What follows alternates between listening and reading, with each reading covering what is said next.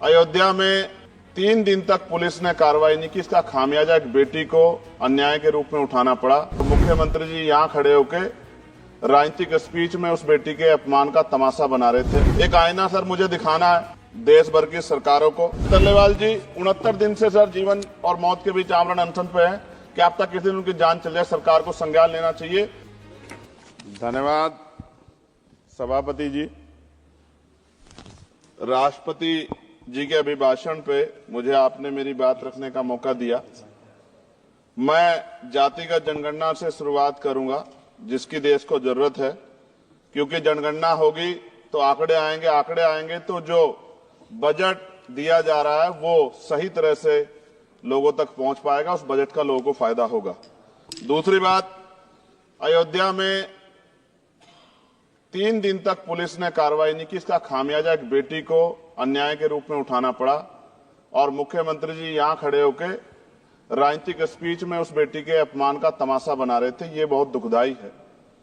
साथ साथ कुंभ में जिनकी जान गई उनको मैं श्रद्धांजलि देता हूं और मुख्यमंत्री जी को आपके माध्यम से कहता हूं कि वो सूची दे दे तो मुआवजा सब लोगों तक पहुंच जाए। बहुत अच्छी बात है। एक आईना सर मुझे दिखाना है देश भर की सरकारों को। यही बागपत के एक बच्चे ने न्याय नहीं मिला सर, आत्महत्या कर ली पार्लियामेंट के सामने जितेंद्र ने। परभनी में बाबा साहब अम्बेडकर की स्टैचू तोड़ी गई सर, वहां सोमनाथ सूर्यवंशी को पुलिस ने मार दिया सर। यहां पंजाब में सर अमृतसर में बाबा साहब अम्बेडकर की प्रतिमा पे किस तरह का अपमान किया गया। गोरखपुर में 2 दलित बच्चों की हत्या हुई सर। सूरत में एक दलित बच्ची को फीस ना चुका कारण अपमानित किया गया, उसने सुसाइड कर लिया सर। झुंझुनू में राजस्थान में एक बच्चे की पिटाई की गई मटकी छूने पे सर दोबारा। कठुआ जम्मू में सर एक नाबालिग बच्ची का सामूहिक बलात्कार किया गया सर। साथ साथ सहारनपुर में भूमाफियाओं ने शमशान की भूमि को देवबंद में सर जबरन कब्जा करने की कोशिश की, गोलीबारी की सर। आजमगढ़ में सूरज की हत्या सर हो गई है और पुलिस बचाने काम करे अपराधियों को।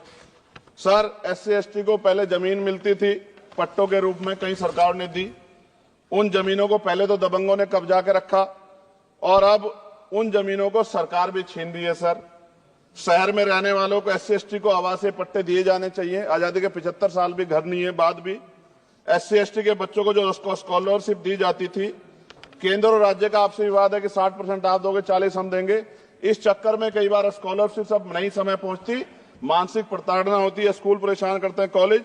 इसलिए मेरी राय है सर कि 0 बैलेंस पे उन बच्चों का एडमिशन कराया जाए। जब सरकार कुछ करना ही चाहती तो बच्चों को फायदा हो जाए। और देश भर में सर बहुत सारे छात्रावास बने हैं, लेकिन उन छात्रावास की स्थिति ऐसी है जर्जर जैसे हमारे स्कूलों की है। इन छात्रावास का जीर्णोद्धार कराया जाए, उनकी रख रखाव का ख्याल रखा जाए, क्योंकि यहाँ देश का भविष्य तैयार हो रहा है। और ऐसी हालात सर स्कूलों की है। स्कूलों के हालात आप देश भर में, मैं उत्तर प्रदेश से आता हूँ, जाके देखोगे नगीना क्षेत्र में सर अगर स्कूल गिर जाएगा किस दिन बहुत बड़ा हादसा हो जाएगा, कोई पूछने वाला नहीं है सर। बात OBC समुदाय की जाए सर, OBC समुदाय को वक्त आ गया है कि विधानसभा और लोकसभा में आरक्षण जो है सर मिलना चाहिए, जो उनकी पर्याप्त संख्या यहाँ लोकसभा में और सभी स्टेटों की विधानसभा में आ पाए, जो सामाजिक समानता की दिशा में जरूरी कदम है। OBC को भी SC/ST की तरह सर प्रमोशन रिजर्वेशन मिले। OBC आरक्षण में जोड़ा गया सर असंवैधानिक है, क्रीमी लेयर उसको खत्म किया जाए। सरकारी स्वायत्त संस्थानों में भी सरकारी विभागों के समतुल्य पदों को चिन्हित किया जाए तथा उनकी समतुल्यता स्थापित की जाए, ताकि इन संस्थानों में कार्यरत OBC कर्मचारियों के बच्चों को भी आरक्षण का लाभ मिल जाए। सर पत्रकार सुरक्षित नहीं है। पत्रकार मुकेश चंद्राकर की सर भ्रष्टाचार के खिलाफ आवाज उठाने पर हत्या की गई सर। कौन पत्रकार ईमानदार से पत्रकारिता करेगा। किसानों को MSP की कोई लीगल गारंटी नहीं।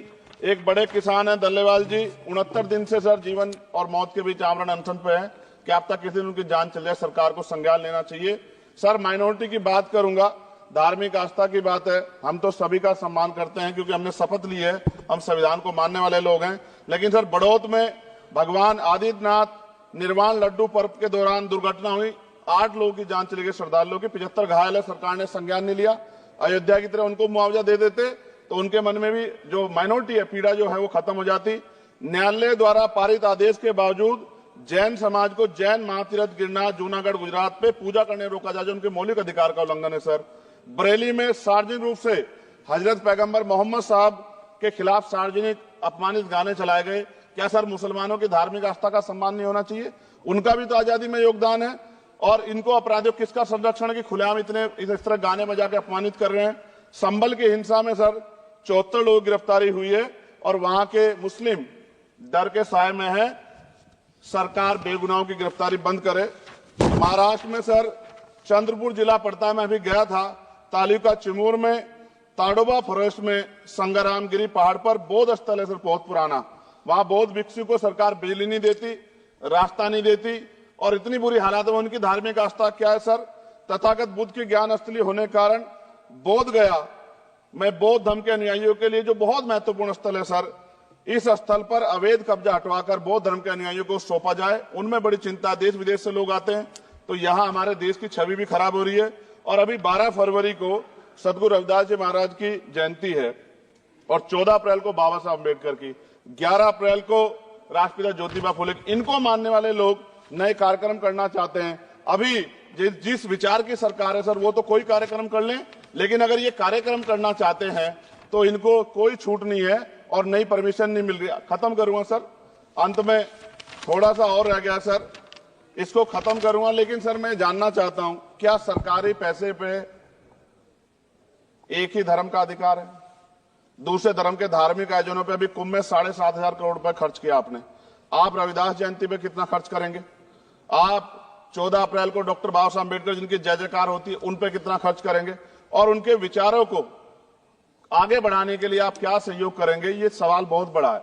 और अंत में सर मुझे आपसे, आपके माध्यम से सरकारों को कहना है सर, क्या इस देश से दलितों, मुसलमानों, पिछड़ों, आदिवासियों को निकाल देना चाहती है सरकार? जिस तरह से उनके अधिकारों को, स्कॉलरशिप को, उनकी पढ़ाई को, हेल्थ सिस्टम में कोई पैसा नहीं खर्च हो रहा है, क्या उनको निकाल के इस देश को ऐसा देश बनाना चाहते हैं जहां कुछ ही धर्म के लोग रहेंगे? सर मैं ये कहना चाहता हूं, देश सबका है और अगर सरकार ये तय करके बैठ गई कि वो दलितों, मुसलमानों को, पिछड़ों को, आदिवासियों को निकाल देगी, तो सर ये संभव नहीं।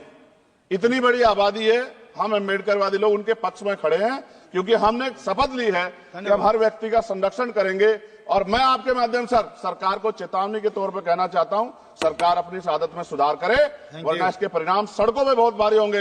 अगर मुसलमानों को, दलितों को आप लोग निकालने के बारे में सोचोगे और उनकी धार्मिक आस्था का अपमान करोगे तो ये हम लोग किसी कीमत पे बर्दाश्त नहीं करेंगे। मैं आपका धन्यवाद करूंगा सर, लेकिन साथ साथ मैं ये भी कहूंगा सर, और सर खत्म कर रहा हूं सर, 10 सेकंड में खत्म कर रहा हूं सर, आप आदेश करेंगे तो खत्म कर दूंगा। खत्म कर दीजिए, एक सेंटेंस बोलिए। 10 सेकंड में खत्म कर दूं सर, एक सेंटेंस में 10 सेकंड आएगा, बोलिए सर। मैं बस ये कहना चाहता हूं कि सरकार सभी का ध्यान रखे और उनमें भी गरीबों का ज्यादा ध्यान रखे, क्योंकि सर अभी जेब कटाई हुई 2800 रुपए का टिकट है सर इलाहाबाद का, 56,000 रुपए का था सर। मैंने मंत्री जी से कहा, तब जाके उन्होंने संज्ञान लिया, तब आधे रेट हुए। इसलिए कह रहा हूं, धर्म के नाम पे धंधा और लूट नहीं होनी चाहिए सर, इसकी जिम्मेदारी सरकार की। धन्यवाद सर।